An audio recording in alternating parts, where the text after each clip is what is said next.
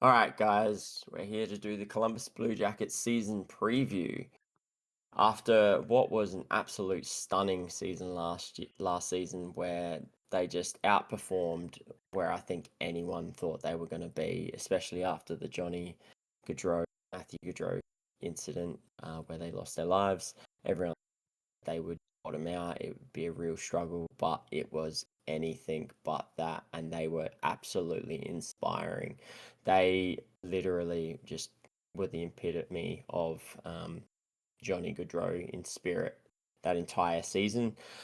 And unfortunately, they just fell short of the playoffs by 2 points, but nonetheless, it was an absolute inspiring season.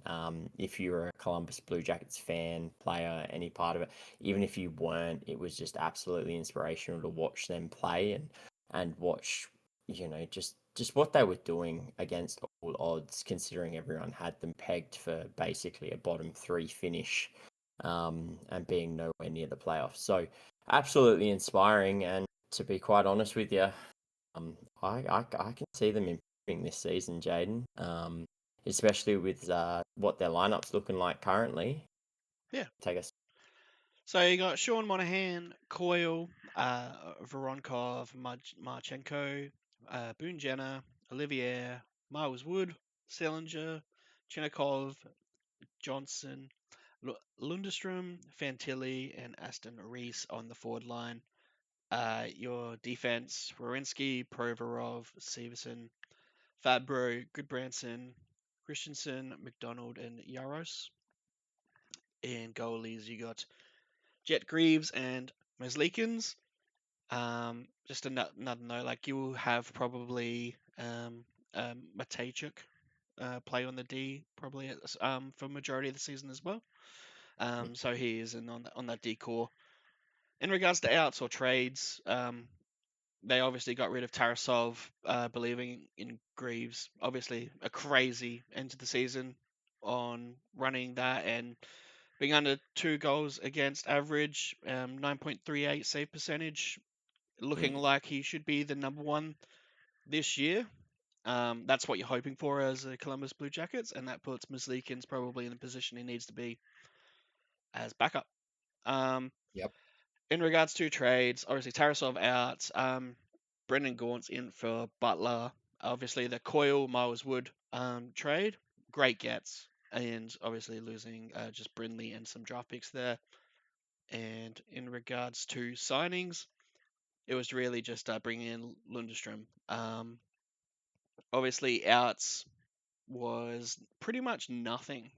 It was really just Jordan Harris going to Boston on the D, but obviously you got a lot of D players there to fill that spot. So Mhm. all in all, I think the Charlie Coyle and Miles Wood additions, even though they don't seem like much, really like, and especially the Coil really fills out that center, and I think Mhm. really makes this team deep. And if Jet Greaves is that number one that you're hoping he can be, this team looks really good. I'm not sure Mhm. too sure if you think playoffs are in the cards. Oh, like I said in the intro, I can see these guys improving on what they did last season. Now it'll be a question of how much did the situation with Johnny and Matthew like attribute to their overachieving success? What were they playing on adrenaline? It's pretty play on entire season.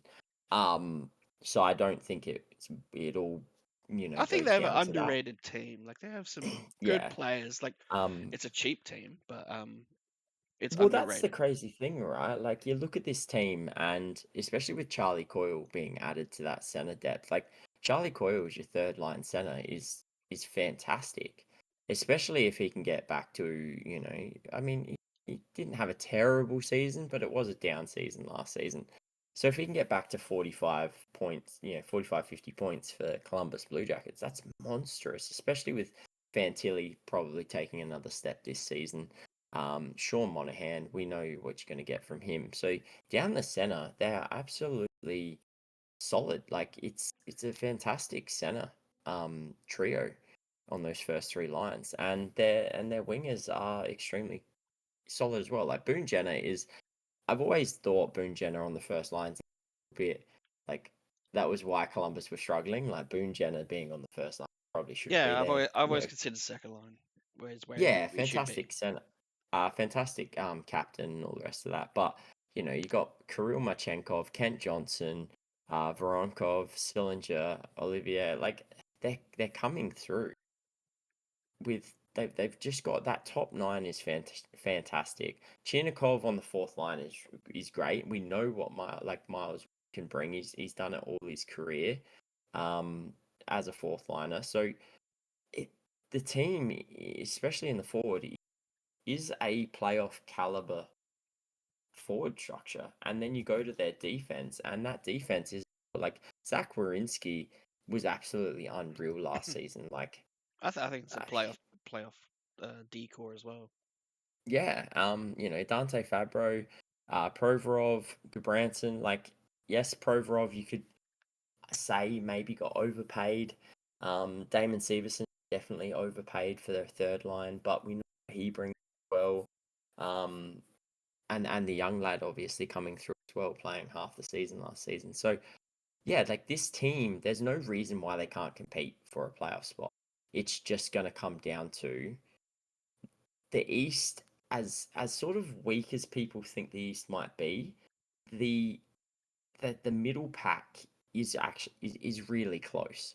Like there's a lot of teams around. I think the top end of the East is pretty set, and then I think that middle part where it's probably the last three, two or three spots of the playoffs, it's got 8, 9 teams competing for it. Yeah, That's going to be the toughest part for this team, I think, is they're going to be caught in that little section. And it's just going to be a question of can they take that leap? And can someone like a Jet Greaves have a, full season as starter? Like, I couldn't imagine he's going to be playing 50, 60 games. I think they'll try and have him be the I starter. think they will play him as long as he's performing. He'll play 60 Yes, games if he's performing. Because I but don't think Lincolns will. I think, but it could actually work in favor though. Having less of a responsibility on his shoulders, you may actually find in the games that he does play, he comes out firing a little better, and he's actually got something to play for now as well because he's not guaranteed that starter spot. Yeah, Like before, they didn't really have anyone to take it off of him, even when he was playing at his worst. No one was going to come in and take it off of him. They weren't good enough. yeah. Um, so he's finally got some competition. So you might actually see Merzlikins, take a step and actually start to play like the almost $6 million a year he's being paid, um, which um, can only help this team because if they can get serviceable goaltending from Merzlikins and Jet Greaves can turn his small sample size into a 40 game season, I'm there's no reason. optimistic on him. I think he does perform this year. I think this is the Mm, best goaltending tandem they've had in a while. Pretty much since Bobrovsky. Um, don't and mention Bob. um, yeah, honestly, this is probably the best team since Bob and um, uh, Panarin. Panarin. Yeah. So look, I actually do think high chance of playoffs. I do like the team. I think it's well built. They've got cap to make moves to fill spots that are needed during the season if they come up. Yeah. Obviously, it's always been an issue of being the getting people to come as a destination, but when trades are big trades, you're kind of forced into that situation. Hmm. Um, and honestly, with the way this team is building, it looks like a team. If I was a player, I wouldn't mind going to. Things look on the up Yeah. and up. You know, go where we're in skis and Fintillies. Uh, it looks good. You know, Jet Greaves. Mhm. I would be optimistic if I was a player going there. So with 15 million to play with, because they basically aren't paying any of their forwards, which is Mm. crazy for how good some of those are performing. And Well, really they're only, gonna have to pay Fantilli next season, so that yeah, will change. it will change, but like you can get a 1 year contract or 2 year contract type thing and get a $7-8 million player. Like that's your highest paid forward if you're getting Oh, a a forward. hundred, And a hundred they percent. got all their draft picks besides their second rounds. So the next If two second. if these guys are in a playoff spot come deadline, I I would expect them to be somewhat active because it's an opportunity for them to get a couple of rentals, go really hard whilst they've got the cap space, before sort of, signing off some of that cap space to Adam Fantilli, Cole Sillinger, Chenikov, sort of stuff like that. Obviously, Boone Jenner is up for renewal this end of this season as well, and same with Charlie Coyle if they want to keep him. So, yeah, I don't think You I know, don't. I was just thinking, can I throw this question to you? Do Mm, you reckon that they're probably the favorite to get Ricard Raquel? from Oh, the I, Pens, I was thinking I like mean, they're the type of teams this team would be poaching. Is those teams kind of resetting themselves? Um, and yeah, like I Ricard Raquel kind of sounds like a smart addition. Obviously, they don't need a center. Um, that kind of hmm, I well, might I put that mean, out there now. I reckon they get Ricard Raquel at some point this season. do you know what? You're not wrong. I mean, they've got the assets to get him. Mm, If they were going to make any improvements, you could probably say it wouldn't be half bad if they went and got a right winger. mm. Um, they do have Marchenko and Ken Johnson, but um, you could probably push Olivier to um Oh, it just solidifies the down. team. I think like adding a scoring winger like that. Um, Obviously that was just something I was thinking of, like a player that on a team like a Penguins that are kind of doing a reset. Who they're going to poach? What type of players would they poach? And yeah, the first name Well, I mean, comes you Ricardo look at Cal. it this way: the cap's going up another 7 million or whatever it is. So next year they're gonna have 22.5 mil. Mm, You pay 5 mil for Raquel for the next 2 years after this season. yeah, Charlie Coyle Um, gets a discount, or maybe not. I don't know how or, the or you percentages don't will keep. work, but yeah. Or maybe you don't keep Coil. Mm, But yeah, Fantilli, you could definitely fit the roster in with Raquel for the next 2 years after. So yeah, it's not a bad shout. The only thing I'd probably say is the potential for obviously it's division rival. I don't I think don't think it the matters for Penguins though. yeah, I was about to say that. I don't know if that'll worry the Pens too much purely because they're not going to be relevant for the next, Mm, 5 years or whatever it is. So they may not actually care about Raquel going to Columbus, especially if it can get them some decent assets. But yeah, like I think he'd fit pretty well in this team. Give him a bit of a veteran presence, with, along with Monahan, Jenner, and Coyle. So yeah, it's not a bad shout, that's for sure. But mm. I'm with you Because on they don't Blue need Jackets, much. Like man. this team's pretty well built. Like it's like 90% there, just a few tweaks here and there, and they've got the draft picks to do it. Uh, they got some prospects to do it if they needed to go down that route and trading, future prospects. Obviously, like you said, they got to resign.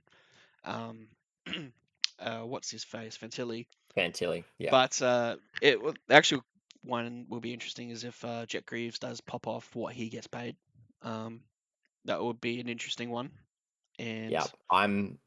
That's why I think the Blue Jackets right now are goaltending from Jet Greaves, but not um unreal to the point where he's just like, well, you can only only pay unreal me if you eight do it in the mil. playoffs and take us to Yeah, you a could. cup. Yeah, because I tell you right now, if Jet Greaves goes absolute season, I'm pretty sure Edmonton just be giving him a call and saying, "Hey, we'll pay you.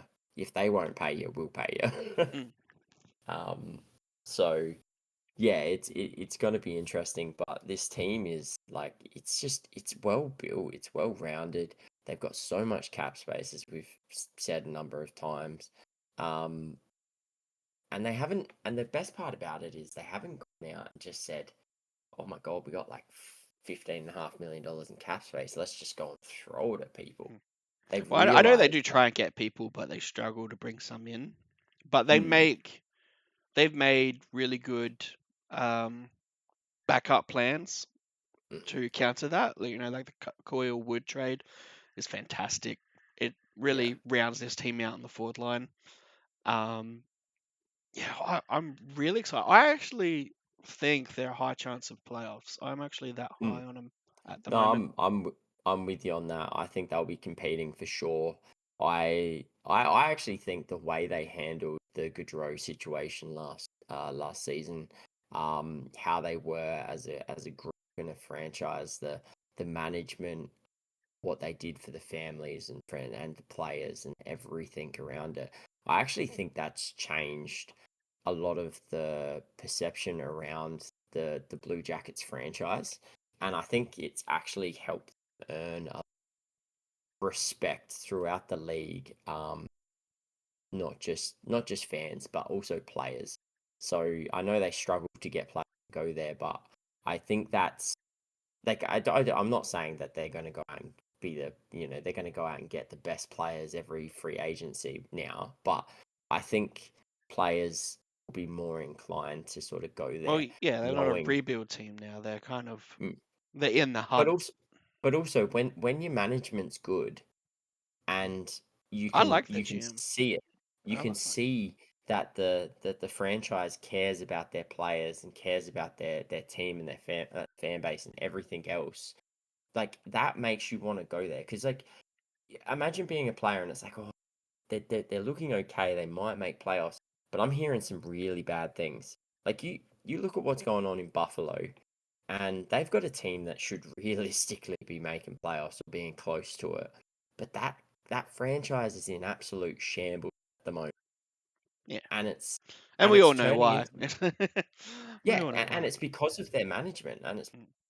like that can make or break a franchise. And Columbus's management has really good job throughout the last season, and I think it's helped them a little bit. So I'm interested to see how they go over the next few years because they've got so much young talent coming through this list. Like you go through their lineup, 22, 21, 20, 24, 25.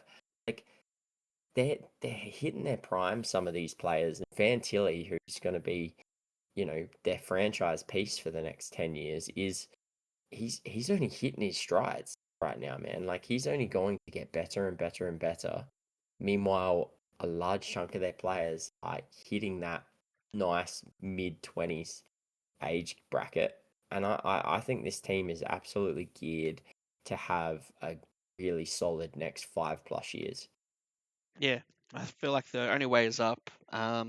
It's really just getting some of these players. Like their decor is pretty sorted, but some of like obviously the goaltending and the some of the forwards are just long term contracts. That's really all you're looking for is to just solidify some of the players, like the Fintillies and you know I know Boonjen is kind of older now, but and a couple more years out of him, etc. But all in all, I'm really, really, really high on them. I think I'm almost about to say like they make the playoffs. I'm that high Mm, on them, but that's going off Jet Greaves doing what I think he can do, yeah, and consistently for the season. So yeah, in my opinion, it's all hindering on Greaves, mm, being a stud. But yeah. I Because I because would like to see him in the goaltending did playoffs. let them down. Yeah, Yeah, goaltending did let them down last season, yeah. and that's It's let one him down for a few piece seasons now. Yeah, that's one piece that if you just flick that, like if you got instead of the 890 or whatever Meslikins was last year, he was an 892. If you turn that into 905, they make playoffs. yeah. That's Like all they they need is make the just playoffs. a slightly above average goaltending. That's Mm, all they need because they got the defense, they got the offense. They score goals. They like a lot of their forwards score over 20 goals. mhm, So and depth scoring is not going to be a problem, I don't think. They got no. speed with Miles Wood now.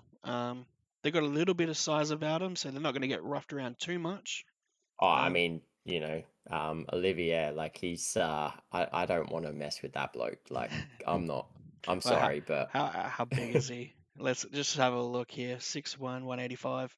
mm, he's smaller than me, but he throws hands, man. Like this Well, guy is one. he's 100 kilos of muscle. Yeah. Well, he is one of the yeah, I mean, 101 kilos. Like, I've still got him on weight as well. But I tell you right now, I wouldn't be behind one of his punches. Like, I I've watched some of his fights, and he just absolutely wrecks guys. It Mm. is insane. Um, So yeah, they've got yeah, pretty much it's all the crazy. pieces. Hmm. Like, and I call it now. You heard it here first. Ricard Raquel to Columbus Blue Jackets at some point in the season. Um, We'll pin and that, and we'll come and back if that happens. yeah, exactly. Like you have to cut it out and everything. But no, we'll leave it there. So yeah, don't forget to like, subscribe, comment below on what you think of the Blue Jackets. Are you as high as them as us on them? Thinking they're going to make the playoffs or at least very close in the hunt. And can Greaves do it? But yeah, till next time, we'll catch you guys. I guess.